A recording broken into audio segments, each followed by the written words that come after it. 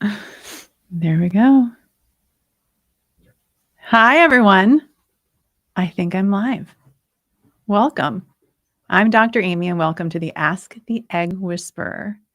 You can't tell, but I actually smell really good right now, right, Paula? Paula's right here with me. Paula, my producer, for how many years now, Paula? It's like 8 years. So many years.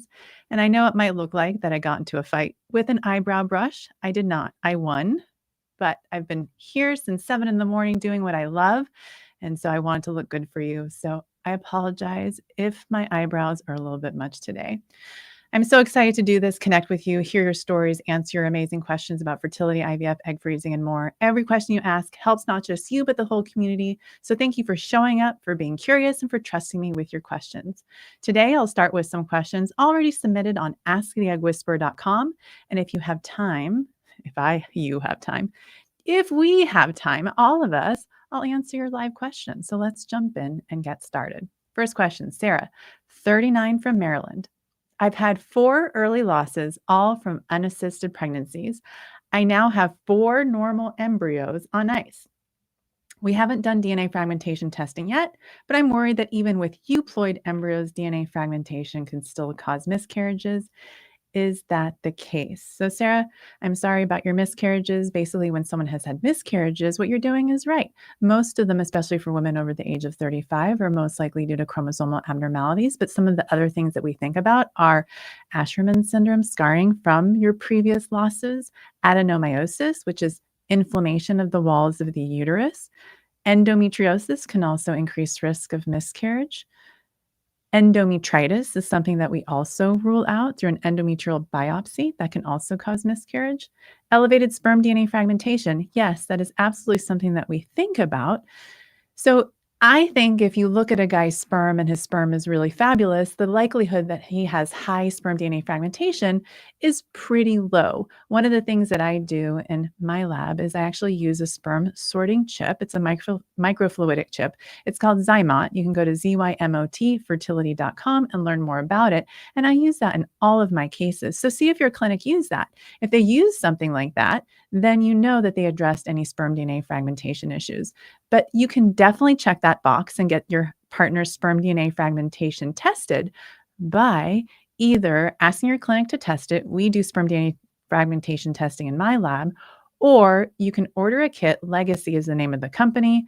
They give people who use Dr. Aimee, DRAIMEE, I think 20% off. I don't get any money. It's all for you guys, the discount. So please take advantage of that if you want to get a sperm DNA fragmentation tested. But I feel like with 4 euploid embryos that have been genetically screened on ice, you've hopefully addressed the issues that caused the 4 early losses, but make sure to look for inflammation, a uterine anomaly, antiphospholipid antibody syndrome before you jump in to your first transfer so that your first transfer is as successful as possible. Okay, next question is from Stephanie. Stephanie is 41 years old. She's from California, and here's her question. For time constraint purposes, my doctor offered to do a second retrieval and a frozen embryo transfer in the same week using the embryo from my first retrieval. Okay. Is that really possible? And what are the pros and cons of doing both in the same cycle? Well, I call that a slushy cycle. Get it? Fresh and frozen. You put it together, it's a little slushy. Cute, right? That's what that is. And yes, you absolutely can do it. Not every doctor will offer that to patients. It takes a little bit of creativity, a little bit of flexibility. And there are certain criteria that you need to meet in order to do a slushy cycle. Criteria number 1, you need to have a lining that's adequate. Criteria number 2, you have to feel really good after your egg retrieval. You can't feel like garbage and be waddling around and not feel good.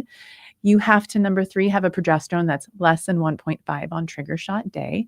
So if you meet all those criteria, then yeah, fresh is just as good as frozen. And putting a frozen embryo in 5 days after your egg retrieval is just as good as, I think, waiting for a frozen embryo transfer. The pros of that kind of approach are time to pregnancy is faster. The cons are, maybe you wanted to bank some more embryos before you did a transfer, and you're not going to know what you have frozen for yourself if you do it in this way. But I have certainly approached care in the same way that your doctor has offered you. So I would say go for it. If you feel like that's exactly what you want to do too, and your priorities are met by approaching your transfer in this way, I would say do it. Okay, Question number 3 is from Alex, age 38, from England. I have a frozen embryo transfer coming up in a couple of weeks. I love exercise, high intensity workouts like Hydrox and Barry's boot camp. Okay, that sounds fun. Do I have to stop working out during this time? So here's my advice when it comes to transfer and exercise. So you've done the transfer. Within those 2 days afterwards, strolling, and I just kind of show patients my stroll. I'm strolling, I'm not strolling and strolling. We're not doing that. So that's for 2 days. Then up to the pregnancy test, you can increase your activity. And I tell patients to limit their activity to low impact and low intensity, and don't lift anything heavy. Then with a positive pregnancy test, if you're an exercise enthusiast, go back to your old healthy ways, except don't lift above 40 pounds. That's what I tell my patients. And in the meantime, put a cover on your mechanical bull. No mechanical bull riding. See, I'm trying to be funny. I'm not that funny. It's only Wednesday. No deep back bends. I mean, that's like a no duh. Like everyone knows that. But just use your common sense. I mean, if you're using your common sense and doing exercises that feel good, you're not going to mess anything up. It's really hard to mess anything up when it comes to activity. But the thing is, if something doesn't work, you know what the first thing that happens? We blame ourselves. We immediately say to ourselves, what did I do to cause this not to work? And I just want you to know that you didn't do anything. So next question is from Rebecca, age 37 from the UK. Hi, Rebecca. My IVF clinic put me on levothyroxine to manage my thyroid, and my TSH dropped from 4.5 in September to 1.5 in January, but 2 weeks ago, it spiked to 27. Okay.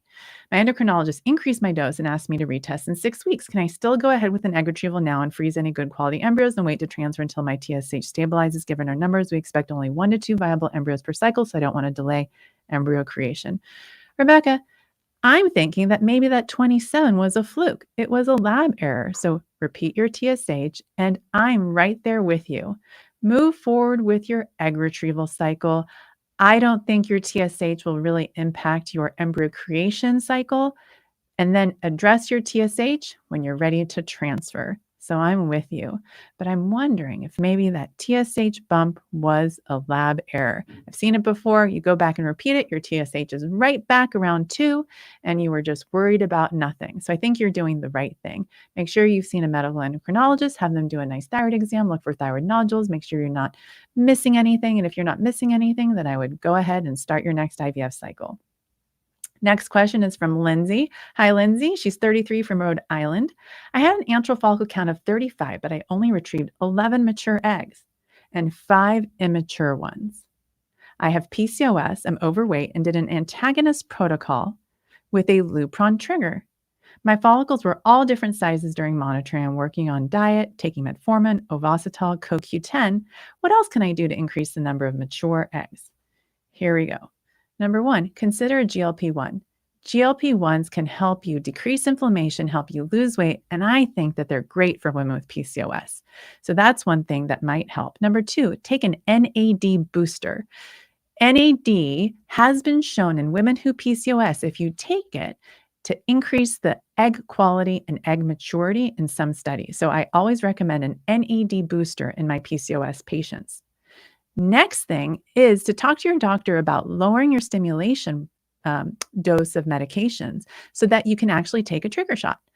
That includes HCG hormones. So I think that's probably the main reason why you didn't have as many mature as you expected, because you use Lupron, which totally makes sense. Your doctor used Lupron for your trigger shot because they didn't want you to get sick. They didn't want you to have severe OHSS. And that's what most really smart, really careful, really thoughtful doctors will do. But now that you've had this experience and you obviously didn't get really sick, I think you can add a tiny little whiff of HCG. Sometimes I even add like 500 units or 1,500 units or 2,500 units, and that's something that can help. Ask your doctor if they think that maybe pushing you one more day could help. So maybe wait and trigger you one day later. So those are my tips for how to get mature eggs if you have PCOS. Consider addressing your body size. You mentioned that you were a little bit overweight, so consider a GLP-1. Consider adding an NAD booster. Consider waiting one more day before trigger, and adding a tiny little bit of HCG hormone and decreasing your stimulation dose of medications so that you can wait a little bit longer before you trigger. Okay, next question is from Fab, 37 in Australia. I was diagnosed with endometriosis as a teenager and have had 8 or 9 laparoscopies, which caused scar tissue and blocked tubes. I did 1 IVF cycle and I froze 6 embryos. The first transfer ended in a miscarriage due to a chromosomal issue, and the rest in an implant. I'm preparing for another round of IVF. What would you recommend I consider for this next cycle? Well, first of all, endometriosis, it's really hard on our ovaries. It's a whole body, a body problem. It doesn't just affect our eggs. It can affect our uterus. It can impact implantation. So when a patient has endometriosis, there's several things I think about, but one thing is egg quality. So the egg quality supplements would be CoQ10, resveratrol, NAC, and NAD booster, red light therapy. Then I talk to patients, especially in patients who've done multiple rounds, about adding ovarian PRP to see if that will help with egg quality.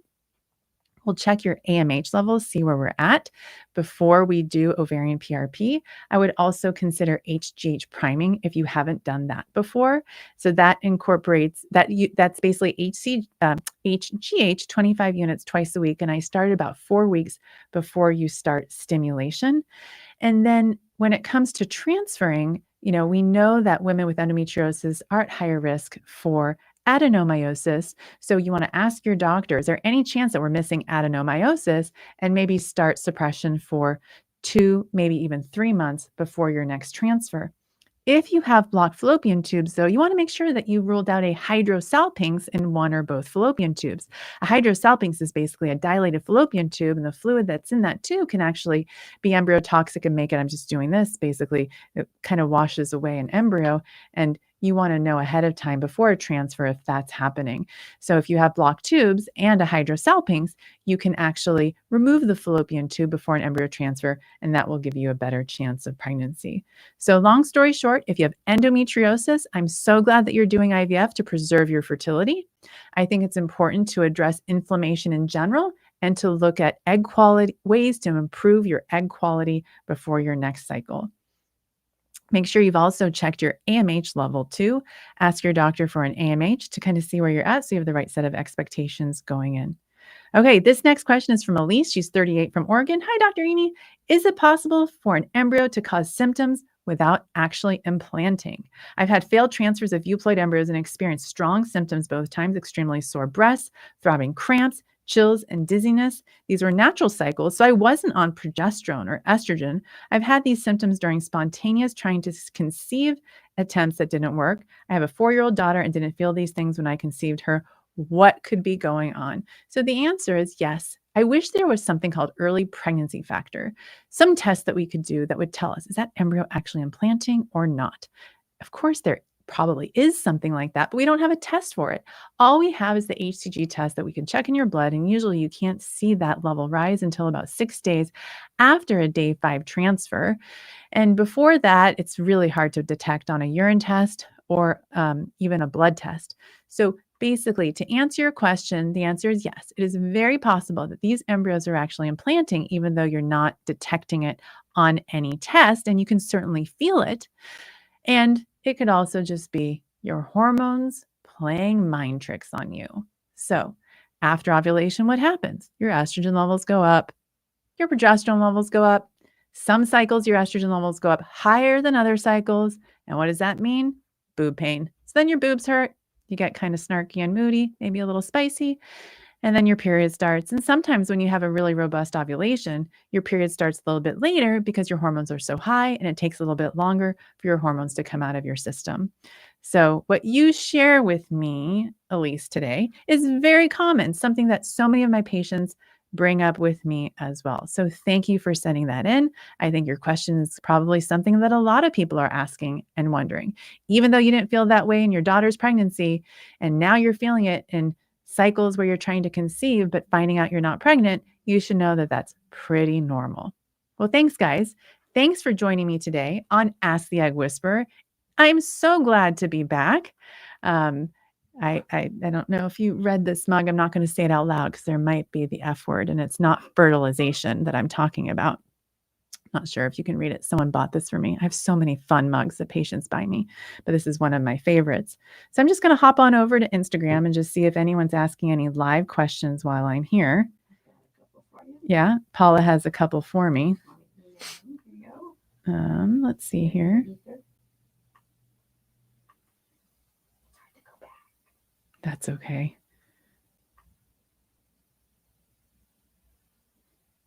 Why don't you just read it to me? You want to just read it to me? Or did you email it to me, Paula? Oh, I even have a mic, don't I? Oh, you do? Oh my goodness, you guys can't God, even see me. Look at this. Okay. Somebody asked, what is a medical endocrinologist? Okay, I got the picture. I got the questions. Okay. A medical endocrinologist, Paula, Yes. is basically someone who doesn't put needles in ovaries, but loves hormones. I know.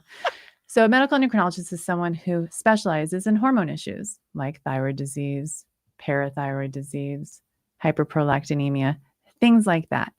Reproductive endocrinologists like me, we had to go to 4 years of delivering baby school and then another 3 years of baby making school. Way too long. But medical endocrinologists, they did 4 years of internal medicine school, and then they did special training in medical endocrinology. I like it actually when you feed me the questions. Very cool. Will you Okay. read the next one? Yeah. Okay, so let's go. Casey2782 on Instagram says, I'm 43 and had 2 normal embryos and in miscarriages at 6 to 7 weeks. All tests came back normal. I did a transfer last week and saw an early positive, but now having some spotting at 7 days post-transfer. Okay, well, Cassie, I'm crossing everything for you. My fingers, my nose, it is that big that I can cross my nose, and my ovaries for you, that this implantation is a healthy one. At 7 days post-transfer, especially if it is a blastocyst, you would be able to detect HCG in your blood. If you were my patient, I would talk to you about checking estradiol and progesterone, as well as HCG early on, if you're open to that. And if you're on a blood thinner, I would have you stop any blood thinners like aspirin. I will want to make sure that your progesterone is above a certain threshold level and just kind of do whatever we feel like is in our control that we can do. At the end of the day, what you should know, though, is that having spotting around this time is actually quite normal and quite common.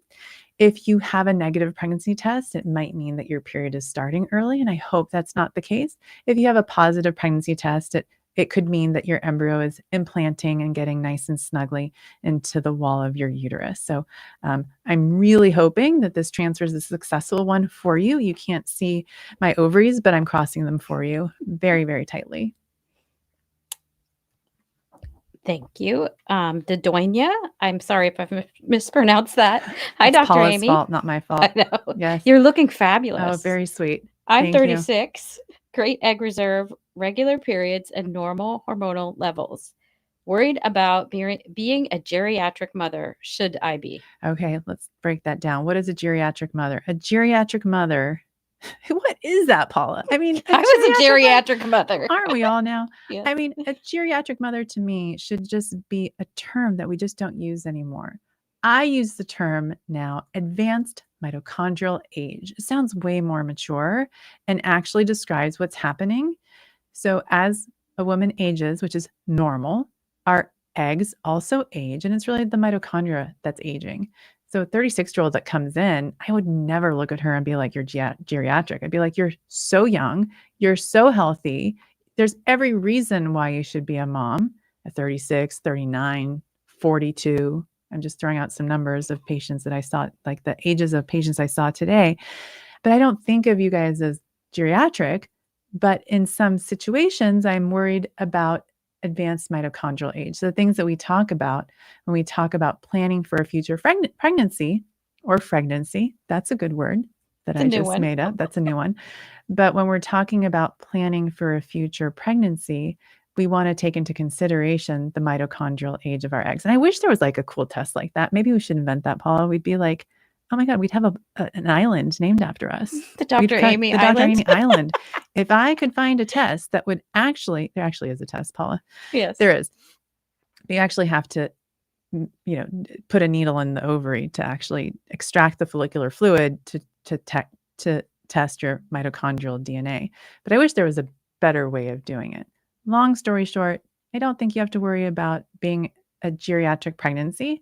I think you have to think about what you want, what is going to take to get what you want, and are you willing to do it? Should you preserve your fertility now or in the future? And, how old are you going to be, or how old do you want to be when you have your youngest baby? I think that's really important. And look at your AMH now and kind of project what your AMH might be in the future. And you can do that with a fertility doctor, and they can make a really nice plan for you. So that's how I do things around here for patients. I basically am their fertility fortune teller. I mean, fortune tellers kind of suck though, right? I mean, they really, I hope that I'm better than just a fortune teller, because the things that I do are based on science and numbers. But who knows? Maybe I'm no better than a fortune teller. Nah, you're better. You think so? You got Thank the you, numbers. Paula. Yeah. That's very sweet of you. Okay. Leonora Nicole is 39 years old. She has one failed FET. You were going to say fart, weren't you? No. Fat. And FET. And Yes. one chemical, both euploid. Need to do ER again now using antagonist protocol with ICSI, Zymot, AOA, HX of T1D. History of type 1 diabetes, hypothyroidism, many autoimmune disorders. Doctor is not checking endo. Thank you. You're very, very welcome. Okay, let's break this down. Okay, so I love that you're doing another egg retrieval now. The fact that you made euploid embryos is fantastic. I would actually recommend doing 2 more egg retrievals, not just 1 more, to give yourself enough embryos to before you transfer. And you brought up endometriosis. And what I find is that when people bring it up, they know they have it. And so if you have a feeling that you might have endo, listen to your gut, listen to your pelvis, listen to your ovaries. If your ovaries are saying, hey, I think I might have endo and everyone's ignoring me, please go see an endo excision specialist. Go do it. Because endo can cause biochemicals just like you can, like you had. Endo can cause implantation issues just like you had. So you might want to ask your doctor if it makes sense to do an excision surgery if they see signs on ultrasound that you have it, or you can consider medical suppression with Orlissa or Depo-Lupron before a transfer. And for anyone who's had a biochemical, I always want to look at fallopian tubes, make sure there isn't a dilated fallopian tube causing potential for an ectopic pregnancy, even though you're doing IVF. I know it sounds silly that you could have an ectopic from an IVF pregnancy, but it is possible. So that's one of the things that I look at when I know someone has had a biochemical pregnancy. So Leonora, Nicole, I hope that your next cycle is extremely successful and you make at least 2 euploids again. And then I would say do it again. So you have 4 euploids, because at 39, that's pretty fantastic that you made 2 euploids in one cycle. And that's, it may not happen as easily when you're, let's say, 40 or 41, when you're ready to do another transfer in the future. That's why I would recommend doing it now. Paula, do we have any other questions? We sure do. Oh, we do. Dadonia said you're a fertility godmother and angel. Oh, thank you. I think that might be my mom who's on Instagram. She actually is not on Instagram. Too funny. Yeah. Matri 22, Dr. Aimee, could you speak about the risk of autoimmune diseases for those who hope to get pregnant after 40 and how to manage that? Thank you so much. Yeah, it really just depends on what the autoimmune disease is.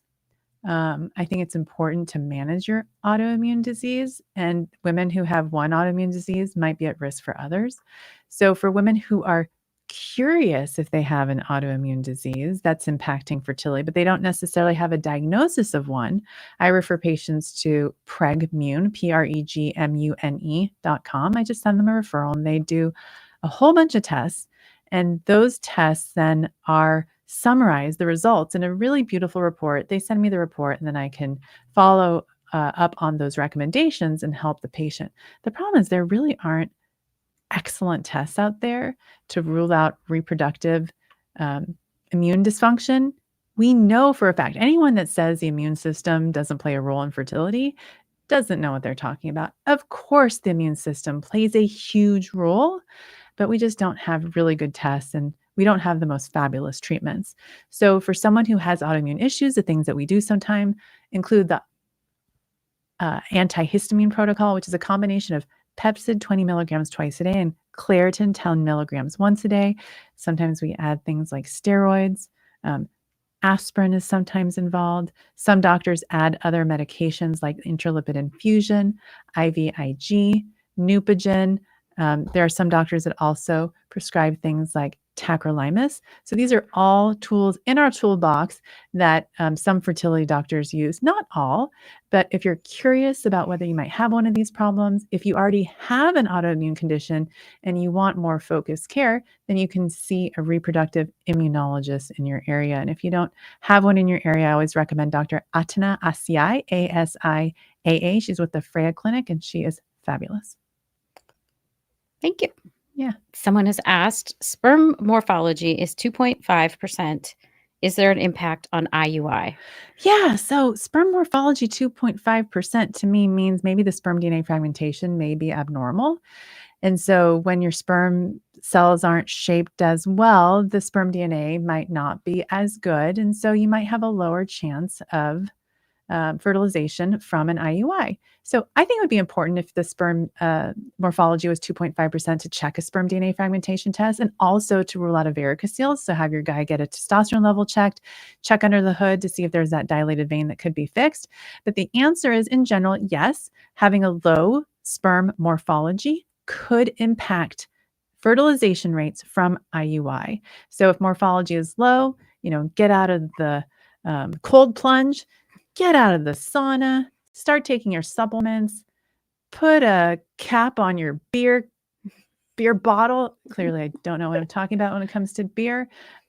Stop the weed. Put away your bong, all those things. Basically convert to Mormonism. I love me a good Mormon. I know. But Mormons can be fun. I'm basically Mormon, except I like to drink my coffee. So next question. Yes. Let's see. The Tater Tot Queen. Of course, we love that name. 3 IVF cycles and no euploid. Have tried HGH, Zymot, ICSI, Menopur, Gonal F, Cetricide, etc. Taking supplements for egg quality. Primed 8 weeks with HGH and another at 2 weeks prior. Okay. History of endo and autoimmune issue. Any tips? Yes. So Tater Tot Queen, how old are you? Do we know how old the Tater Tot Queen is, Paula? We have a delay right here. So Tater Tot, if you want to weigh in. Okay. We're looking for you. Say, I don't know that really matters how old Tater Tot Queen is. I don't think it matters. So what I would say to someone with that kind of history is you're a great candidate for rapamycin therapy. So rapamycin is a pill. It's FDA approved for something completely different, which is prevention of organ transplant rejection. I use it off-label in my practice. So it's experimental. You have to sign an off-label use letter so that you know that it's considered experimental. And it's, like I said, an mTOR inhibitor. mTOR causes aging. So by inhibiting it, it delays ovarian aging. Some studies suggest that it can delay menopause by 5 years. So guess what happened? Someone brilliant gave it to menopausal mice. It reversed their menopause and they started having healthy mice babies, pups. And then someone gave it to IVF patients and they had better cycles. And then this doctor right here has been using it since May of 2023 with some great success stories that I'll eventually share in a really nice case series that we'll be publishing soon. But I think you're a good candidate for it. It takes about 60 days to work. And then typically what I do at around day 40, 45, in that range, I have my patients do an ovarian PRP procedure. That might also help improve the egg quality and the egg numbers. And then we proceed to our next IVF cycle. You did mention you have endometriosis. If you have not had an excision surgery, I do think that this would be a good time to consider that before your next cycle. Removing the inflammation from endometriosis can be beneficial in patients who have not had previous IVF success. I typically recommend doing IVF first if you have endometriosis, and then only doing endometriosis surgery if you don't have good success with your IVF cycle, because maybe the impact of the inflammation on your eggs is too much and you need to remove that first to have a successful cycle. The Tater Tot Queen is 40. Okay. And she asks, what is it called again? I think rapamycin. Is that? Rapamycin. Kind of like rat poison, but not. Isn't that terrible? That's what I know. I have all sorts of names for everything if you guys didn't notice. But rapamycin, Rapamycin. Another name for it is sirolimus. Sirom. Sirom. Syro, S-O. Oh my gosh. I've got her confused. I typed in rapamycin for her. Sirolimus. I'm not going to spell it. It's phonetic. Thank you guys. Please don't hate me. You might hate me for my eyebrows. No, I did share she with says, you. thank you so much. You're very welcome. That's our tater tot queen. I love it. Lindsay Lavender. Should she try naturally now that endo is gone? Absolutely. So what you would do if you've done the surgery for endometriosis, depending on your age and how many kids you want, if you already have a child, then you don't necessarily need to preserve your fertility if you want one more. So I would suggest trying for at least 3 to 6 months. Maybe talk to your fertility doctor about giving you an ovulation boosting medication like letrozole. Stay away from Clomid. Clomid is evil. Clomonster. It is terrible. It's poison. Tell everyone you're allergic to it when you have endometriosis, because what can it do? Spikes up your estrogen level and feeds that endometriosis and can make it worse. So when you have endo, do surgery. And if you still love your husband and he doesn't annoy the hell out of you, I guess you can have sex with him and try naturally. Do you have time for one more? I do. Okay. There are more than one. And I will say, we will come back. We will come back. This isn't the end. This is and just the beginning. You can put your questions in at asktheeggwhisperer.com. Asktheeggwhisperer.com. So Gigita. Okay. This is going to challenge everything. I'm glad I've been with you for a while. Okay. DOR. Decreased ovarian reserve. Yes. DX at 33. Diagnosis at 33. 3 IVF cycles. Okay. 3 IVF cycles. 5 embryos. 5 embryos. 2 euploid. 2 euploids. 2 mosaic. 2 mosaics. We got 4. 1 abnormal. 1 abnormal. Only first was fair good. Rest are fair poor. Okay. 3 failed FET. Okay, I'm sorry. Transferred the 4th and waiting. Yeah, okay. We're waiting. Fingers for crossed. You too. Everything crossed. Thoughts on trying IVF again? Now I am 39 years old. Yeah, I would try again. Absolutely. Do all the things. Take my special sauce, my egg quality supplements. They're not mine, but the things that I suggest. Make sure you're in the best shape of your life. Eat healthy. I mean, use this time to really just pamper yourself. Eat healthy, sleep well, hydrate well, meditate, like all the things. Listen to Diplo. I highly recommend that. Studies show that if your eggs listen to EDM, they're going to be better quality. I need to do that study, Paula. You do. I really, really do, because I think it might. You've got me hooked. It might be a thing. If you guys didn't know, I'm in love with Diplo. He is going to be my husband at some point. Part 2. Shh, don't tell my husband. We won't. No. Yeah, but I do think at 39, after going through what you've gone through, there's still a chance that you can get a strong embryo. And if you don't, you can't say that you didn't try. There obviously are other ways of creating strong embryos with creative family building, like egg donation. But you guys all know the creative things that I offer my patients, because I talk about them all the time, and they might help you. So feel free to reach out for a consult through my website, draimee.org. Yes. Gigita says was told probability was low compared to trying naturally, was told probability would be less than 10%. So yeah, I mean, that's pretty average. I mean, at 40, it's less than 10% trying naturally, at 39 or so. So that's pretty normal. Yeah. Amy Callow says, please stay longer. I love to hear you talk about fertility. And she did have a question, but I don't know if you have time for one. Yeah. Did you, Amy? Oh, thoughts on Mega Food Baby and Me to prenatal? I mean, my thing about vitamins is look to see if they're NSF certified. Mm-hmm. And if they are, then that's probably a good brand. If they are not, then I would look for one that is. So that's my go-to rule when it comes to supplements, because I get people that they're sending me their bottles all the time and pictures of their butts, actually. Wow. I get a lot of butt shots, Paula. It's true. Congratulations. You're welcome. You should see my phone. Everyone's sending me a picture of their butt. And you know why? No, you don't. The progesterone oil shot. Everyone's like, did I put it in the right place? And what do I say? I say, send me a picture of your butt. So it's actually my fault. How did we get here? Why are we talking about I don't know. Something about I don't know. Supplements. Yeah. There we go. Because people send me pictures of their bottles. And their bottoms. I was thinking about butts. Yeah, they do send me pictures of the bottles of supplements that they take. And then I just go online and look to see if they're NSF certified if I haven't heard of them before. Yeah.